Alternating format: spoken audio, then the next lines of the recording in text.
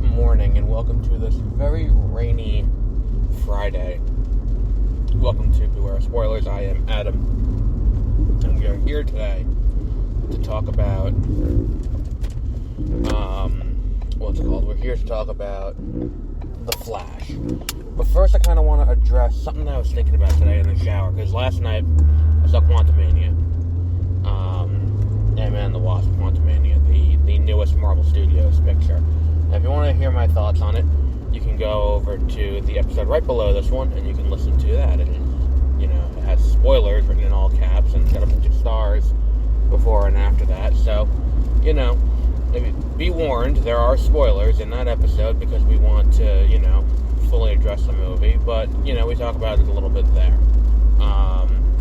But one of the things I was thinking about as I was sitting in there, as I was getting ready this morning was, this movie really should have been in Phase 4. And then I was thinking about it, and I was like, it couldn't have been, though. And not because of any narrative reason or anything like that. It couldn't have been because they didn't have the rights to Kang. And I was thinking, maybe that's why Phase 4 felt so weird. Because,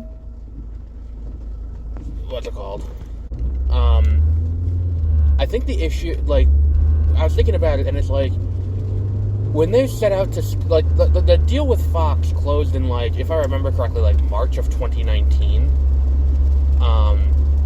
So the merger didn't happen until after that. But I don't know if rights cross over as soon as that happens, or if they had to wait for regulatory stuff, I think.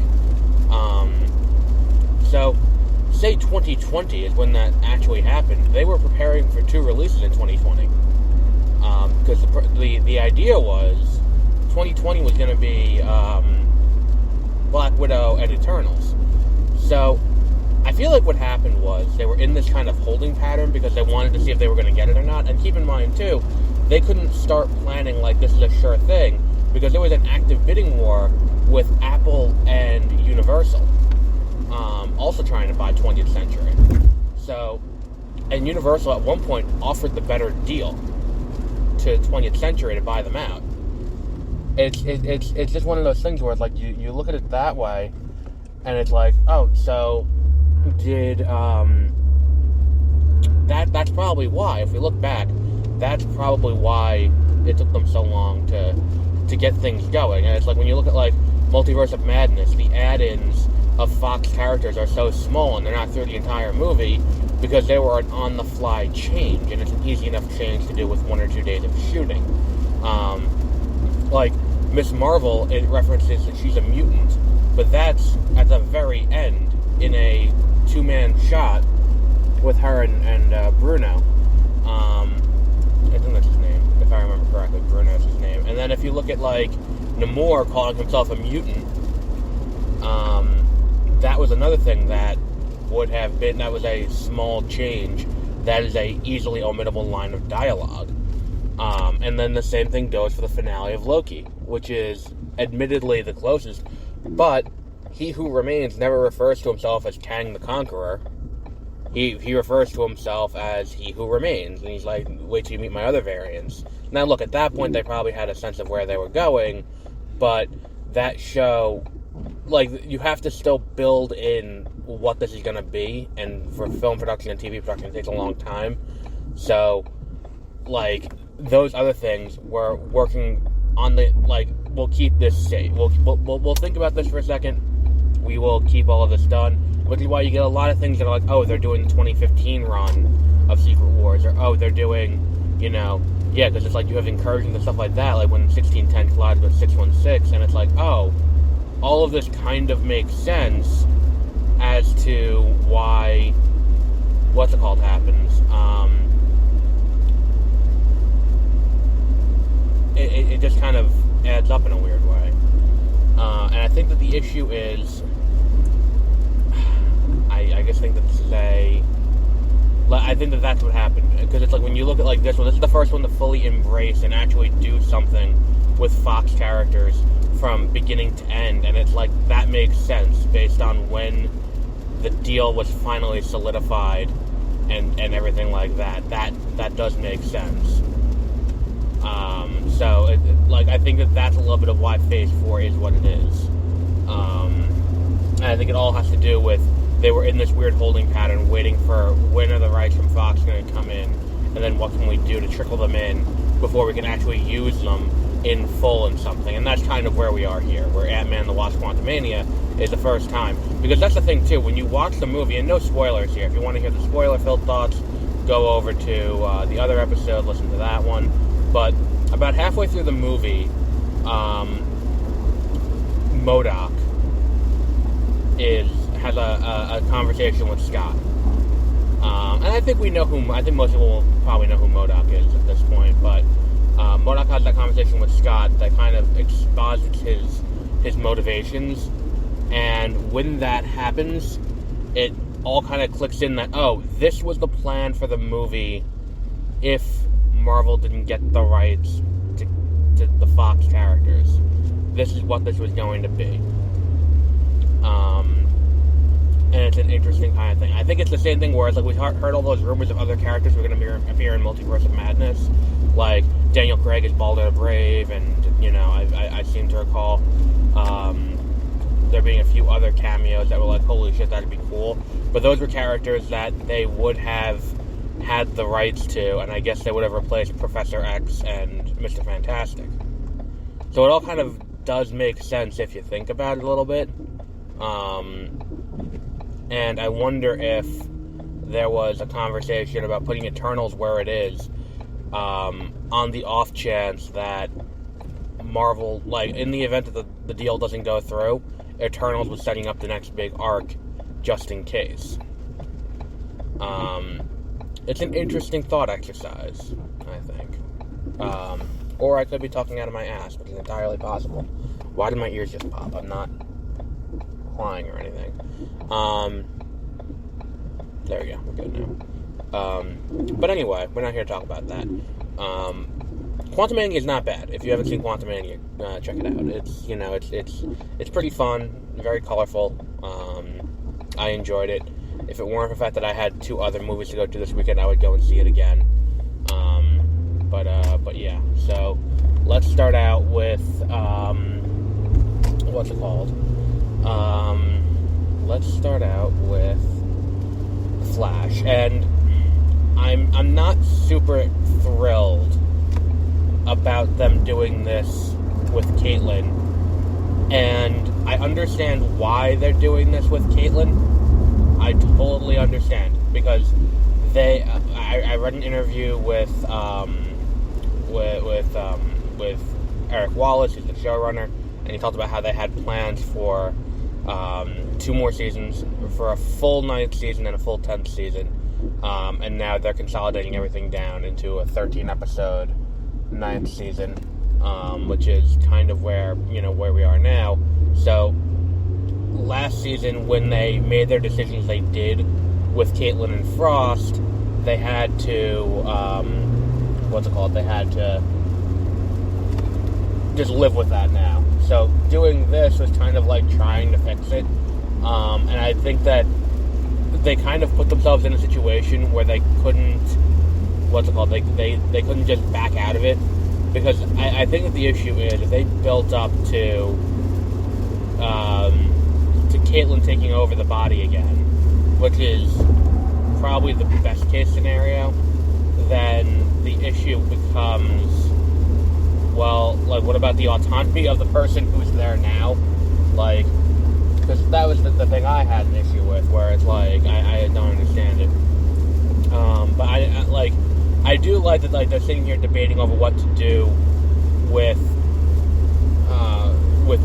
Caitlin and Frost without taking into consideration Keone, who is in there now, and being alright, so we're going to, then they ask her, and she's like, well, I just want to be my own person, why do I gotta, be one of them? Which is interesting, but I think that for a 13-episode season, it's probably not the best way to go. I wouldn't be 100%, I'm not 100% on board with this situation. Also, anytime they bring back Hartley Rathaway, I'm always for it. He's always been great on the show. like, I love the, like, and the thing is, too, he said, I used to be a bad guy, now I'm a good guy. It's like, yeah, but, like, you were a bad guy once, if I remember correctly. You were a bad guy the first time they met you. And then, like, from season 2 on, you were a good guy. Because, like, season 2 is when Barry goes back in time to season 1 to talk to Wells. And that's when he fucks around with the timeline. And then he comes back and Hartley saves him from the time wraith. And he's like, oh, he's a good guy now. Yay. I do really like the design of the Red Death suit, which is surprising. I didn't think I would. I'm surprised it looks as good as it does. But they really nailed it. I've expressed my displeasure with this. I still think it should have been Oliver as the Red Death, and I really hate the optics of that, but I feel like it's better for the story. If the Red Death is someone, especially in the final season, if the Red Death is someone who Barry has a history with, and it's an evil alternate version of them, and the fact that he's never interacted with Ryan Wilder doesn't exactly hit properly for me. But whatever. They'll do what they're going to do. Who am I to judge? But I think that there's also the idea that, what's it called? There also should have been more, like, I think that this episode had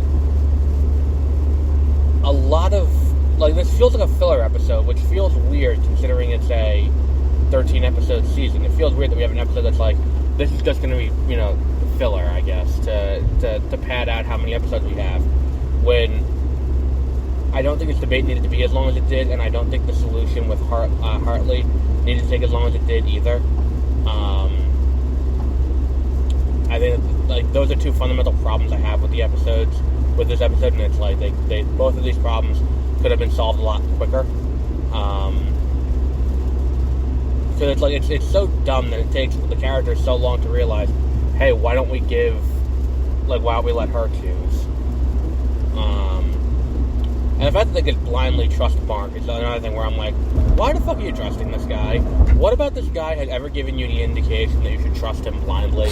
They just be like, oh, he doesn't have an ulterior motive. He's definitely just doing this altruistically, you know, with no with no thought of, you know, what could possibly go wrong. Like, whatever.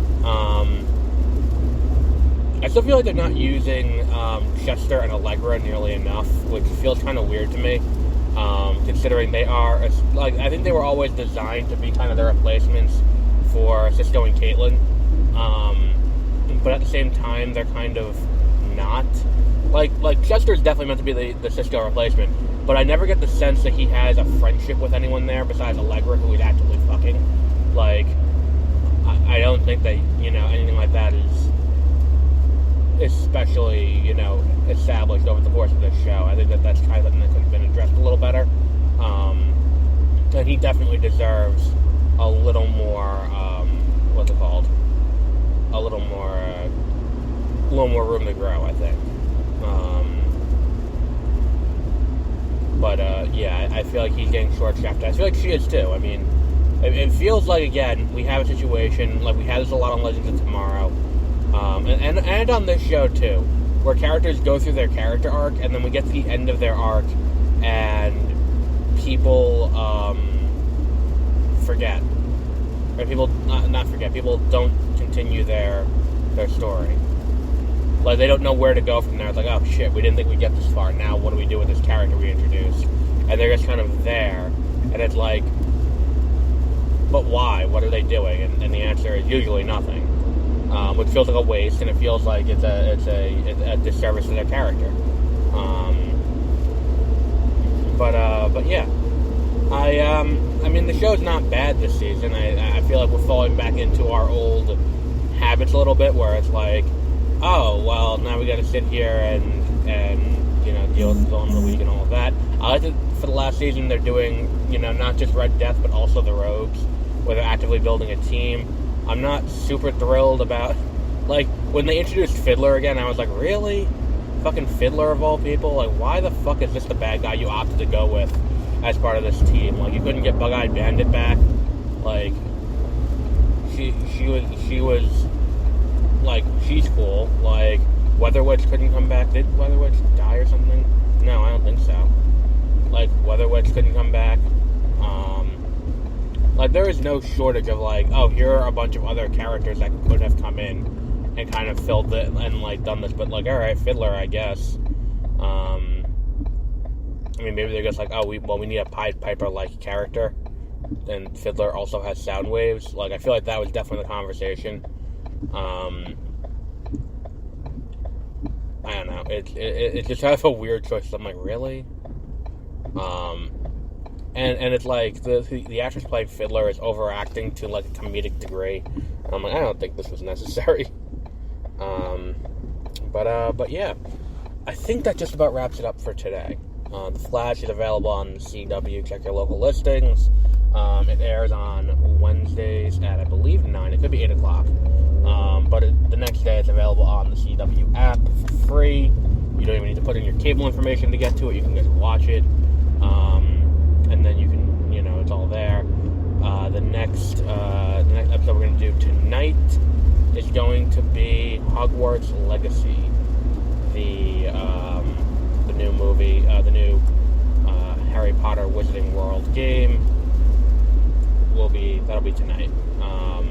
Which is great because reviews are still trickling in on this game because they opted to not give it to anyone who supported trans rights, which is one of those things we're going to address a little bit when we talk about it tonight. But until then, have a great rest of your day.